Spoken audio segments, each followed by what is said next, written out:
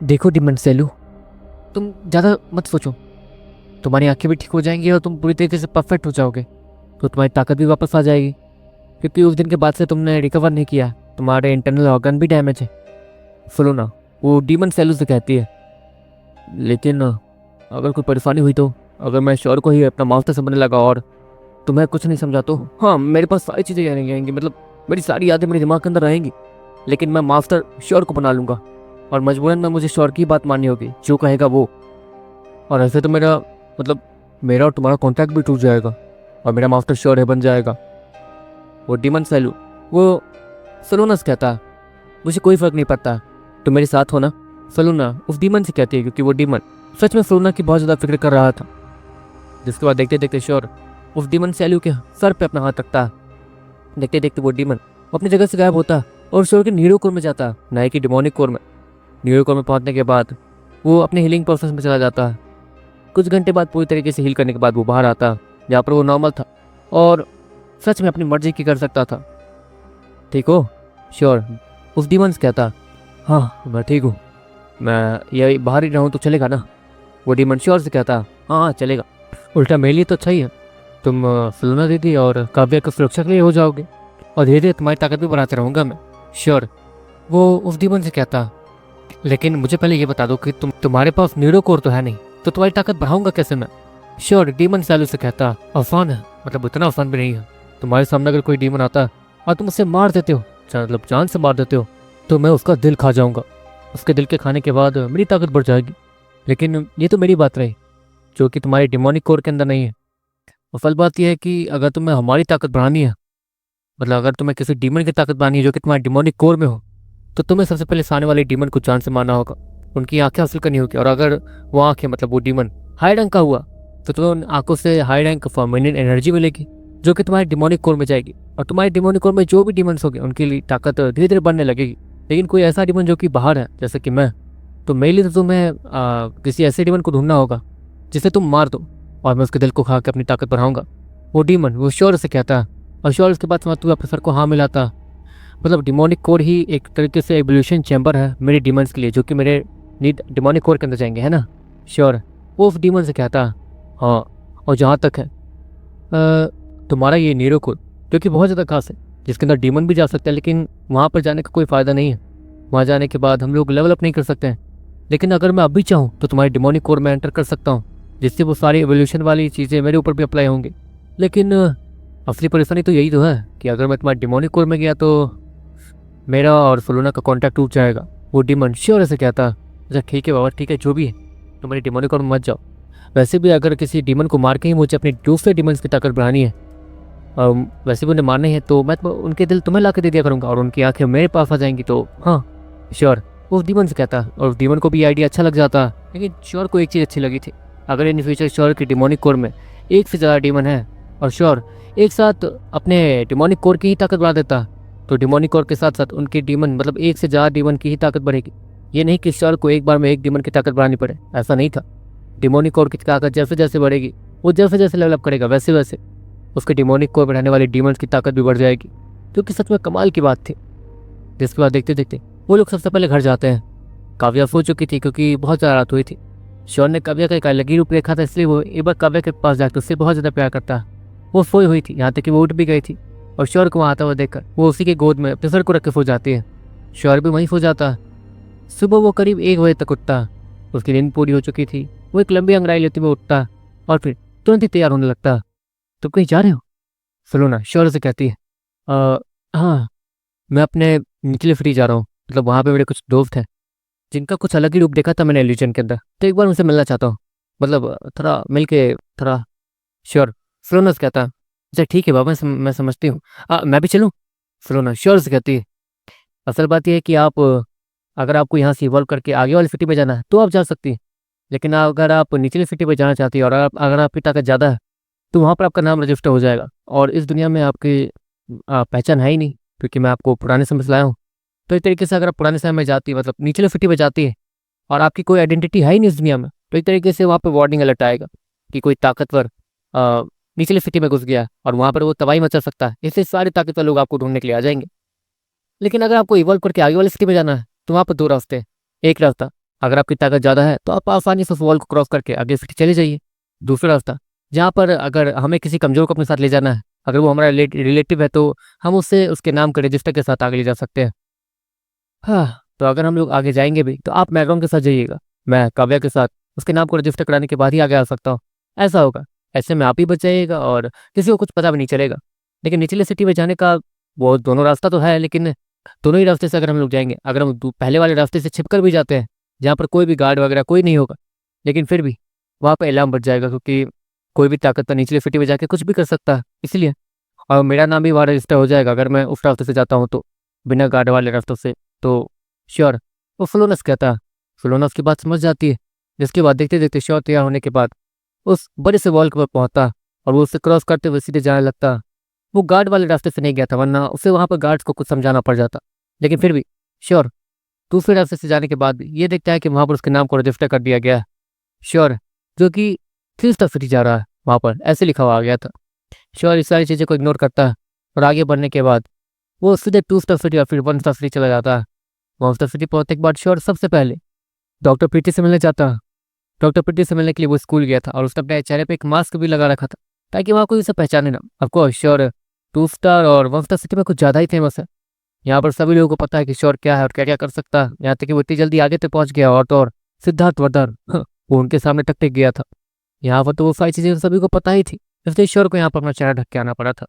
Sure doctor PT को school में ढूंढता तो है, लेकिन स्कूल में आज वो थी नहीं। हाँ, लगता है आज वो अपने क्लिनिक चली गई। श्योर मन ही मन सोचता और हॉस्पिटल की तरफ निकल जाता, जहाँ पर वो सीधे डॉक्टर पीटी के क्लिनिक पहुँचता। वहाँ पर एक लंबी चौड़ी लाइन लगी थी। श्योर वो सीधे अंदर नहीं जाता, वो डॉक्टर पीटी से मिलने के लिए एक अपॉइंटमेंट ले लेता। पुराने दिनों की याद आ गई। यहाँ पर ऐसे ही बैठ के मैं उस दिन डॉक्टर पीटी का इंतजार कर रहा था, और पता नहीं क्यों टेलीपोर्ट हो के बार बार उस समय ये सब कुछ शुरू हुआ था। और आज मैं डॉक्टर पीटी से मिलने आया हूँ, और पता नहीं क्यों आज तो इंतजार करने का मजा ही लगा रहा है। श्योर स्माइल के साथ कहता। इस बार देखते थे कि जब श्योर की बारी आती है तो करीब 4 घंटे बीत चुके थे। डॉक्टर पीटी श्योर के सामने बैठी हुई थी। तो आपकी मैं क्या मदद कर सकती हूँ, आपको क्या परेशानी बता सकते हैं? डॉक्टर पीटी श्योर से कहती है, लेकिन श्योर कोई जवाब नहीं देता। आपका नाम है सुरवीर? सुरवीर, हाँ। आपको क्या परेशानी आप बता सकते हैं?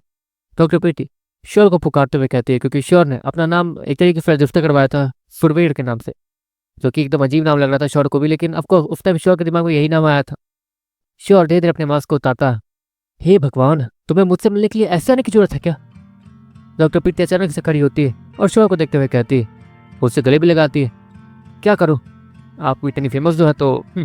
श्योर स्माइल के साथ डॉक्टर पीटी से कहता, फेमस तो मैं हूँ, लेकिन तुम्हारी बहन जितनी नहीं। तुम्हारी बहन तो एकदम पागल है, वो तो गायब ही हो गई कहीं पे। नैन्सर सिटी जाने के बाद कौन किसे याद रखता है? डॉक्टर पीटी श्योर से कहती है, अरे नहीं नहीं ऐसी बात नहीं है। श्योर डॉक्टर पीटी से कहता, जिसके बाद श्योर वो अपनी बहन को कॉल लगाता उसी डिवाइस की मदद से। जिसके बाद डॉक्टर पीटी और डॉक्टर अनन्या काफ़ी देर तक बात करते हैं। देखती देखती शाम हो जाती है। डॉक्टर पीटी श्योर को बाय कहती है और वहाँ से चली जाती है। ऑफकोर्स श्योर ने उनसे ये कहा था कि वो जाने वाला है। देखती देखती श्योर अपनी जगह से गायब हो जाता है और सीधे 2 स्टार सिटी पहुँचता। 2 स्टार सिटी पहुँचने के बाद वो एक बिल्डिंग के पास जाता, जहाँ पर उससे खूबसूरत सी लड़की वो प्रैक्टिस करते हुए दिख रही थी, एक अजीब से प्लास्टिक के तलवार के साथ। श्योर वो धीरे धीरे आगे बढ़ता और उस खिड़की से एंटर कर जाता, और वो पीछे से उस लड़की को देखने लगता, जो कि लगातार अपने उस तलवार को घुमाई जा रही थी। श्योर श्रेया को देख रहा था, जो कि किसी तलवार की प्रैक्टिस कर रही थी, लेकिन वो तलवार कम खिलौना जा लग रहा था। लगता है ये पहले तलवार को पकड़ने की कोशिश कर रही है, वो भी ठीक से, ताकि वो तलवार के साथ कंफर्टेबली कोई भी हमला कर सके, इसलिए इसने नकली तलवार चुन रखा है। क्या आइडिया तो अच्छा है। श्योर स्माइल के साथ कहता, असली तलवार बहुत ज़्यादा भारी होते हैं, और शुरुआती के लिए तलवारबाजी तीरंदाजी ये सब सीखना जरूरी है, ताकि वो लोग बीस्ट पर हमला करके उन्हें टेम कर सकें। क्योंकि इस दुनिया में गोलियां वगैरह तो वो 1 स्टार सिटी में ही अच्छी लगती है। 2 स्टार सिटी आते आते बीस्ट वगैरह इतने ताकतवर हो जाते हैं कि गोलियां तो क्या तोप तक उनका कुछ नहीं बिगाड़ सकती है। इसलिए यहाँ पर सभी लोगों को अपनी स्किल पे ही भरोसा रखना होता है। अगर किसी के पास स्किल है तो वो लकड़ी की तलवार से भी किसी बीस्ट को बीच से चीर रख सकता है। और श्रेया इस वक्त पता नहीं क्यों उसी टाइप की लग रही थी, जो कि तलवार की प्रैक्टिस करते करते बहुत ज़्यादा अच्छी दिख रही थी। वो तलवार की प्रैक्टिस करते करते जैसे ही पीछे मुड़ती है और अपनी तलवार को पीछे घुमाती रहती है, श्योर अपनी उंगलियों को बीच में लाता और उस तलवार को अपने गले तक पहुंचने से रोकता। श्रेया तो बस प्रैक्टिस कर रही थी, लेकिन वो श्योर को अचानक से वहाँ देख कर डर जाती है और चिल्लाने लगती है। श्योर तुरंत ही उसके मुंह पर हाथ रखता है, अरे बाबा मैं हूँ, मुझे भूल गई। श्योर, श्रेया से कहता। श्रेया जब नॉर्मल होती है और श्योर को अच्छे से अपने सामने देखती है तो जाके वो राहत भरी सांस लेती है। वो तुम हो क्या? माफ कर देना, मैंने तो तुम्हें देखा ही नहीं। तुम वैसे यहाँ कर क्या रहे हो? श्रेया श्योर के करीब आते हुए कहती है, मैं बस तुमसे मिलने आया था। श्योर श्रेया से कहता, मुझसे मिलने के लिए इतनी दूर? क्यों, कोई बात है? श्रेया वो श्योर से कहती है, कोई बात नहीं, बस दोस्तों से मिलने नहीं आ सकता हूँ क्या? श्योर नॉर्मली श्रेया से कहता और वहीं बैठ जाता। हाँ, वैसे बड़ी ट्रेनिंग कैसे लगी तुम्हें? श्रेया श्योर से कहती हो, काफ़ी अच्छा, तुम तो काफ़ी तेज़ी से प्रोग्रेस कर रही हो। श्योर श्रेया की तारीफ करते हुए कहता, वो तो करूँगा ही ना, काफ़ी समय से प्रैक्टिस कर रही हो। वैसे मेरी मॉम ने मुझे आज तक असली तलवार तो दी नहीं है ताकि मैं अच्छे से प्रैक्टिस कर सकूँ। इस डमी वाले तलवार से ही मैं प्रैक्टिस कर लेती हूँ कभी कभी। वैसे कभी कभी नहीं यूज करती हूँ। और इसमें समझ नहीं आ रहा है कि इसमें परेशानी क्या है। मैं इसे ऐसे इस तरफ से नहीं मोड़ पा रही हूँ। श्रेया अपने उस अजीब से तलवार को पीछे की तरफ मोड़ते हुए सीधे आगे करते हुए कहती है, जिसमें उसके हाथ पता नहीं क्यों उस हैंडल के बीच में अटक जाते थे और वो अच्छे से उस तलवार को मूव नहीं कर पाते जिस समय पे। बस इतनी सी बात। एक बात बताऊँ, ये तलवार ही बेकार है, मतलब ये तलवार तुम्हारी मॉम ने तुम्हें दिया है अच्छा, लेकिन इसका हैंडल ये सही नहीं है। असली तलवार के हैंडल ऐसे नहीं होते हैं। श्योर श्रेया से कहता है, तो कैसे होते हैं? श्रेया श्योर से कहती है। श्योर अचानक से अपने हाथों को आया करता जिसमें से लाल ठंडर बाहर आने लगती है। श्योर उस लाल ठंडर के इस्तेमाल से एक तलवार बनाता है जो कि चमचमाती हुई लाल तलवार बन जाती है। श्योर उसके हैंडल को श्रेया के तब करते हुए कहता है, नहीं मुझे झटका नहीं खाना। श्रेया श्योर से कहती है, मैं जब तक ना चाहूँ तब तक तुम्हें झटका नहीं लगेगा, घबराओ मत। श्योर श्रेया से कहता। श्रेया हल्के हल्के और हड़बड़ाते हुए और थोड़ा डरते हुए उस तलवार के हैंडल को पकड़ती है जो कि काफ़ी ज़्यादा कंफर्टेबली उसके हाथ के साथ मैच हो रहा था। श्रेया फिर से वही मूव करती है और वो उस तलवार को उसी तरीके से घुमाती है जिस तरीके से उसने उस तलवार को घुमाया था। लेकिन इस बार बात थोड़ी अलग थी। इस बार वो तलवार पहले से ज़्यादा फास्ट हो गई थी और ऐसा लग रहा था कि वो तलवार बीच हवा को चीरते हुए आगे बढ़ रही हो। श्रेया ये देख के बहुत ज़्यादा खुश हो जाती है। काश ऐसी तलवार मेरे पास भी होती, लेकिन परेशानी ये है कि ये तुम्हारे एलिमेंट से बना हुआ हथियार है, मतलब तुम्हारे जाते ही ये चला जाएगा। श्रेया थोड़ी उदास होते हुए कहती है, घबराओ मत, मैं तुम्हारे एक तलवार भिजवा दूंगा। श्योर उस श्रेया से कहता, सच में? लेकिन वो तलवार देख के मेरी मॉम गुस्सा करेंगे। श्रेया वो श्योर से कहती है, हाँ वो भी बात है, लेकिन इसका हैंडल ख़राब है, ये तो तुमने देख लिया ना। और क्योंकि मैंने तुम्हें एक असली हैंडल कैसा होता है तलवार का वो तुम्हें दिखा दिया, तो तुम आसानी से जाके अपने लिए एक तलवार बनवा सकती हो। श्योर श्रेया से कहता और श्रेया खुश दिखने लगती है। श्रेया सबसे पहले अपने फ़ोन को लेकर उस तलवार की फ़ोटो खींचती है जो कि श्योर ने उसे दिया था और उसके हैंडल को अच्छे से ऑब्जर्व करने के बाद उस हिसाब से उसे श्रेया के हाथ के लिए कैसे मॉडिफाई करवाना है वो भी वो श्योर से डिस्कस कर लेती है। वैसे अगर मैं इसे अपने हिसाब से मॉडिफाई करवाऊंगी तो कोई दूसरा इस तलवार को नहीं चला पाएगा, है ना, सिर्फ मेरे अलावा? श्रेया वो श्योर से कहती है। श्योर ने उसे ये आइडिया फिर दिया था कि अगर इसके तलवार को कोई छीन भी लेता तो वो उस तरीके से इस तलवार को नहीं चला पाएगा जिस तरीके से श्रेया चला सकती है, क्योंकि वो तलवार पकड़ने के लिए सिर्फ श्रेया के लिए ही बनी है। श्योर भी ज़्यादातर ऐसी ही चीज़ें महाराजों को करते हुए देखता ताकि महाराज की तलवार अगर किसी दुश्मन के हाथ भी लग जाए तो उसे वो चलाने में बहुत ज़्यादा परेशानी हो। वैसे तुम्हारी दीदी कैसी है? और वो रश्मि? श्रेया रश्मि का नाम हिचकते हुए लेती है। अच्छी हैं, लेकिन रश्मि का कुछ नहीं कह सकता हूँ, शायद वो मुझे चीट कर रही है, क्योंकि जहाँ तक है वो किसी लड़के के साथ मिशन पर गई थी, जहाँ तक मेरी दीदी ने बताया। उस मिशन के बीच उन दोनों के साथ बीच कुछ हुआ है जिसके कारण वो दोनों साथ में हैं और वो तो मेरी दीदी को देख के भाग ही जाती है, वो मेरी दीदी से बात भी नहीं करती है। अब तो मुझे समझ नहीं आ रहा है कि वो क्यों ऐसी हो गई है। और श्योर इतना कहते हुए तो हिचकने लगता, लेकिन रश्मि ऐसी नहीं कर सकती, वो ऐसा कर ही नहीं सकती है सर, सच में श्योर, मैंने देखा है उसे, मैं उसके साथ रही भी तो हूँ। श्रेया श्योर उसे कहती है, जानता हूँ, मुझे भी यकीन नहीं हुआ था, लेकिन अब अगर उससे मिलना भी है तो नेक्स्ट डे ही जाना होगा। तब तक मैं इस आस में तो नहीं रह सकता हूँ ना कि ये सब कुछ है जो भी है गलत है। और वैसे भी मेरी दीदी ने ये सब कुछ कहा है तो ये झूठ नहीं हो सकता, इसलिए जो भी है मैं अभी ही रश्मि से अलग होना चाहता हूँ और इसलिए मैंने काफ़ी दिनों से उसके बारे में सोचा तक नहीं है। श्योर श्रेया से कहता। श्रेया श्योर का हाथ पकड़ती है और उसके कंधे पे अपना सर रख देती है। कोई बात नहीं, मैं हूं ना। श्रेया श्योर से कहती है, तुम मेरी सच में बहुत अच्छी दोस्त हो श्रेया। श्योर इतना कहता है और खड़ा हो जाता। वैसे अब जाने का वक्त आ गया, काफ़ी ज़्यादा देर हो गई, मुझे घर भी पहुंचना होगा टाइम पे। तो श्योर श्रेया से कहता, ठीक है अब जा ही रहे हो तो ये भी बता दो कि अगली बार कब आओगे। श्रेया वो श्योर से कहती है, जब दिल चाहेगा तो मैं देखने का तो आ जाऊँगा। श्योर श्रेया से कहता, आ जाना, क्योंकि तुम्हारे बिना मेरा भी मन नहीं लगता। और वैसे भी तुम लोगों के जाने के बाद मैंने सच में किसी को भी अभी तक अपना दोस्त नहीं बनाया। लड़के तो पागल है मेरे पीछे, लेकिन मैं क्या करूँ, मुझे कोई पसंद नहीं आता। श्रेया श्योर से कहती, घबरा मत, आगे जाते जाते कोई ना कोई पसंद आ ही जाएगा, क्योंकि आगे बहुत सारे ताकतवर और टैलेंटेड लोग हैं। श्योर इतना कहता रहा ध्यान लगता, लेकिन श्रेया उसे रोकती है। ओहो अब क्या हुआ? श्योर श्रेया से कहता। श्रेया उसे हर बार की तरह गले लगा लेती है। अब देखो हर बार की तरह गले तो लगा है, लेकिन श्योर इससे पहले कि आगे कुछ भी कहता श्रेया फिर से उसे किस कर लेती है और उसे धक्का देके खिड़की से नीचे गिरा देती है। हाँ ये नहीं सुधरेगी। श्योर इतना कहने के बाद बीच हवा में ही गायब हो जाता है और श्रेया उसे गायब होते हुए देखती रहती है, जिसके बाद वो लंबी सांस लेती है और सामने आसमान को देखती है जो कि बहुत बड़ा था। श्योर अब 3 स्टार सिटी पहुंच चुका था, तो इस सिटी में उसके कुछ जान पहचान के तो थे, लेकिन वो लोग श्योर के इतने इल्यूजन वगैरह सपने में नहीं आए थे, क्योंकि श्योर उन लोगों से ज़्यादा प्यार वगैरह करता नहीं था। वो बस मिले, मतलब वो लोग बस श्योर से मिल चुके थे बस। श्योर कुछ लोगों को देखता तो वो लोग सेफ है या नहीं, कैसे हैं ये वो। तभी श्योर को रीत दिख जाती है।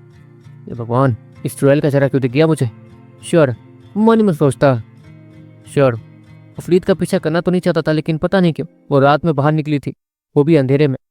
रात के 10 बज रहे थे।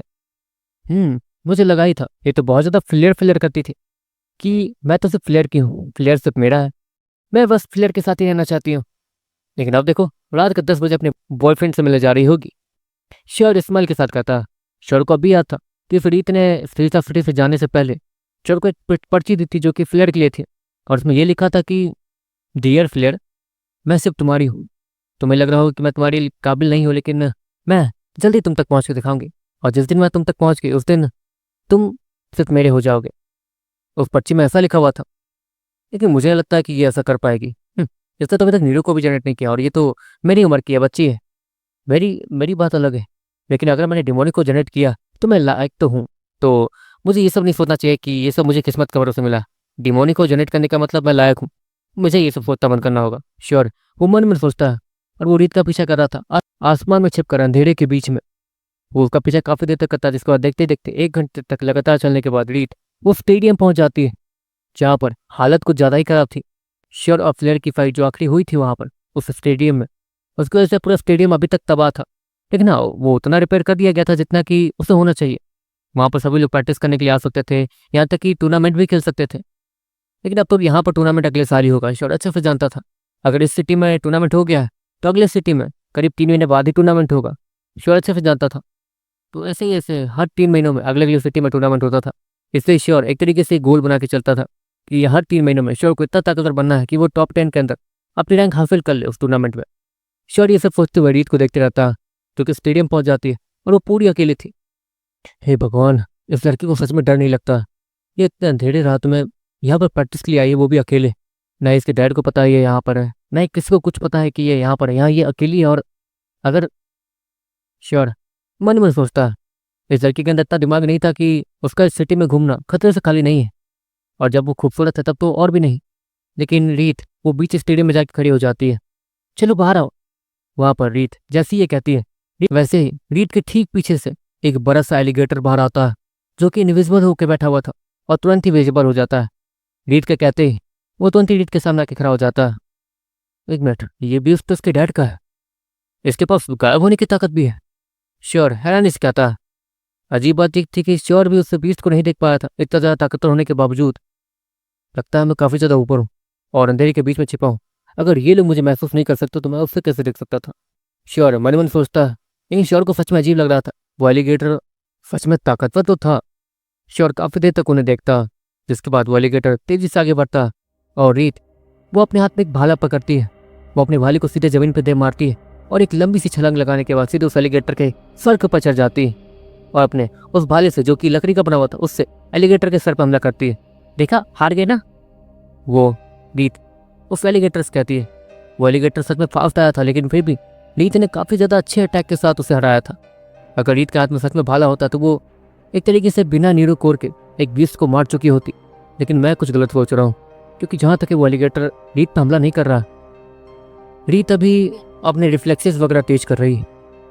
लगता है एक तरीके से वो अपने सारी चीज़ों पर काम करने वाली है, हमला, रिफ्लेक्सेस और सभी कुछ। श्योर इतना कहता है, आसमान में ही लेट जाता है और नीचे रीत को देखने लगता है। अब बारी थी एक लंबे से तलवार की। वो असली तलवार थी और अगर उससे थोड़ी सी भी गलती होती है तो वो अपने ही स्किन को काट के रख देगी। श्योर ये सब देखते रहता है। इसके बाद रीत उस एलिगेटर को अपने करीब आने के लिए कहती है। उस एलिगेटर के स्केल सच में डरावने लग रहे थे। वो हवा के बीच में जैसे ही अपने स्केल को घुमाता था वैसे वो इनविजिबल होने लगता था, जिससे ये पता चलता था कि वो वहाँ के वातावरण के साथ अच्छे से मिक्स हो सकता है। रीत वो अपनी तलवार को तेजी से घुमाती है और उस एलिगेटर के सर पर हमला करती है। वैसे वो रीत उतनी ज़्यादा ताकतवर नहीं थी। उसकी तलवार जब तक उसके अंदर ज़्यादा ताकत ना हो, जब तक रीत के अंदर ज़्यादा ताकत ना हो, तब तक वो अपनी तलवार से उस एलिगेटर को मार नहीं सकती है। देखते देखते वो तलवार फिर जाकर एलिगेटर के सर पर लगती है। ओह कम ऑन, ये एलिगेटर जानबूझ के उससे पिट रहा है। श्योर मन मन सोचता है, देखा हार गए ना। रीत वो उस एलिगेटर से कहती है, लेकिन कब तक ऐसे ट्रेनिंग करेंगे हम लोग? तुम एक काम करो, बेसिक ट्रेनिंग छोड़ो, अब तुम थोड़ा मीडियम ट्रेनिंग करो, जहाँ पर तुम थोड़ा ज़्यादा ताकतवर हो जाओ। इसके बाद मैं तुम पे हमला करूंगी। मतलब एक तरीके से कोशिश तो कर ही सकती हूँ। पहले तो तुम्हारे सारे मूव को समझते हैं, मीडियम लेवल पे तुम किस तरीके के मूव करते हो, जिसके बाद मैं तुम पे हमला करूंगी, ठीक है? रीत वो उस एलिगेटर से कहती है। वो एलिगेटर अपने सर को हाँ मिलाता और इस बार जब वो मूव करता तो उसके मूवमेंट सच में काफ़ी ज़्यादा फास्ट। वो बहुत ज़्यादा तेज स्पीड के साथ आगे बढ़ता। वो अपने चारों टोंगों को एक साथ कब मूव करा था वो रीत को दिख ही नहीं रहा था। वो एलिगेटर रीत के बगल से निकल भी जाता और रीत को पता नहीं चलता। रीत के कपड़े बाल वो तेजी से हवा में लहराने लगते हैं, इसकी वजह से वो काफ़ी ज़्यादा खूबसूरत लगने लगती है। वो तुरंत ही पीछे मुड़ती है, लेकिन अब तक वो एलिगेटर वो रीत के पीछे आ गया था और उसने रीत को धक्का देकर गिरा दिया था। रीत गिरने के बाद पीछे देखती है। अच्छा ठीक है बाबा, मैं ऐसे ट्रेनिंग नहीं कर पाऊंगी। पहले तो मुझे जितने भी कमज़ोर बीस्ट वगैरह होते हैं तुम उसके जितने ताकतवर होकर ही मेरे से लड़ो, ठीक है? अगर मैं नीरो को ना होने के बावजूद तुम्हें ऐसे में हरा पाई तो मतलब मैं तैयार हूँ आगे बढ़ने के लिए। लेकिन जब तक नीरो को जनरेट करूंगी तब तक समय लग सकता है। नीरो को जनरेट करने तक मेरी ताकत बहुत ज़्यादा हो जानी चाहिए। नीरो को जनरेट करने के बाद मैं अपने से दुगने लेवल वालों से भी लड़ सकूँ, मुझे इतनी ताकत चाहिए। तो इस तरीके से अभी ट्रेनिंग करना बहुत ज़्यादा अच्छा होगा। रीत वो एलिगेटर से बात कर रही थी और चोर ऊपर से ये सब कुछ सुन रहा था। मतलब ये एलिगेटर अपनी ताकत को उतना रख रहा है जितना कि नॉर्मली जंगलों के भीस्तों में होती है। और अगर रीत उससे लड़ना सीख जाती है, मतलब वो अभी से अगर उनसे लड़ पा रही है, तो नीरो को जनरेट करने के बाद ये तबाही मचा सकती है। इसका प्लान भी अच्छा है। श्योर मन में सोचता और अभी के लिए रीत की प्रैक्टिस को देखने लगता।